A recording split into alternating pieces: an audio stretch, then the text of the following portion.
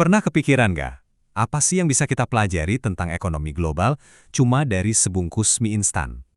Nah, dalam pembahasan kali ini, kita bakal jadi detektif mie. Kita akan bongkar gimana sebuah pelajaran sederhana di sekolah menengah kejuruan bisa membuka mata kita soal cara kerja dunia. Sumber inspirasi kita ini keren banget loh. Ini adalah sebuah modul ajar dari SMKN 3 Palu di Indonesia.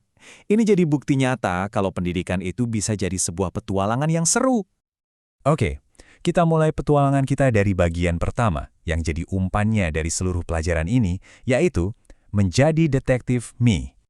Jadi, pendekatan yang dipakai ini namanya deep learning atau pembelajaran mendalam. Ini intinya bukan soal menghafal ya, tapi lebih ke gimana caranya kita bikin koneksi lewat pengalaman yang sadar, penuh makna, dan pastinya menyenangkan. Dan semuanya itu diawali dari sebuah simulasi yang namanya unik, misteri kotak sarapan. Kedengarannya seru kan? Oke, kita bedah ya simulasinya. Pertama, guru cuma nunjukin sebungkus mie instan biasa, simple. Terus, murid-muridnya ditantang buat melacak dari mana asal semua bahannya. Nah, puncaknya nih, ada pertanyaan perjalanan waktu.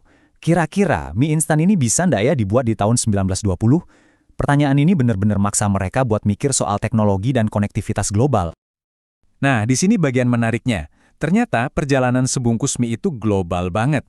Gandum buat tepungnya kemungkinan besar datang dari Australia atau Ukraina. Itu koneksi global. Minyak kelapa sawitnya dari dalam negeri, Sumatera atau Kalimantan. Ini koneksi nasional. Terus bumbunya gimana? Cabenya misalnya, wah itu bisa jadi dari petani lokal di sekitar pabrik. Jadi sebungkus mie itu ternyata simbol kerjasama dari tingkat lokal sampai dunia. Sekarang, kita pindah ke fase berikutnya.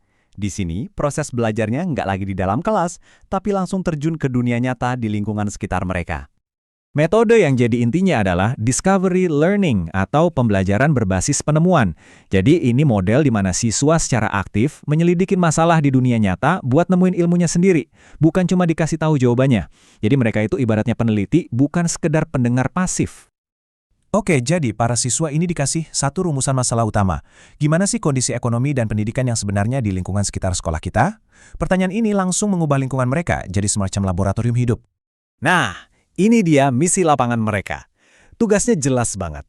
Mereka harus mengamati area radius 500 meter, mencatat minimal 10 jenis usaha lokal, mewawancarai 2 warga soal apa sih yang menghambat pendidikan, dan yang paling penting, semua temuan itu harus dipetakan secara sistematis.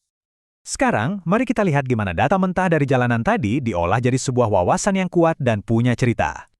Disinilah keajaibannya terjadi. Para siswa ini belajar gimana caranya menghubungkan titik-titik. Data mentah kayak ada 5 bengkel, 3 warung makan, itu diubah jadi sebuah kesimpulan. Oh, berarti ekonomi lokal di sini didominasi sektor jasa. Atau keluhan warga soal bus yang jarang lewat. Itu bukan sekedar keluhan, tapi jadi informasi penting. Transportasi yang kurang baik ternyata jadi penghambat utama akses pendidikan. Jadi poin utamanya, pemahaman intinya atau yang di sini disebut pemahaman bermakna adalah ini. Mereka jadi sadar kalau konektivitas antar wilayah itu ngaruh banget ke kesejahteraan ekonomi dan akses pendidikan. Dan dari situ muncul empati dan keinginan untuk ikut membangun daerah mereka. Terakhir, yuk kita lihat hasil akhir dari semua proyek ini. Gimana semua kepingan puzzle ini menyatu jadi sebuah karya yang utuh. Produk akhirnya itu bukan ujian tulis biasa, tapi sebuah profil dan peta sosial ekonomi dari lingkungan mereka sendiri. Ini jadi bukti nyata dari riset dan kerja keras yang udah mereka lakukan di lapangan. Dan yang keren, cara menilainya juga beda. Nggak cuma konsep yang dinilai, tapi juga keterampilan proses di lapangan, etika saat wawancara, kerjasama tim, sampai kualitas visual dari laporan akhir mereka.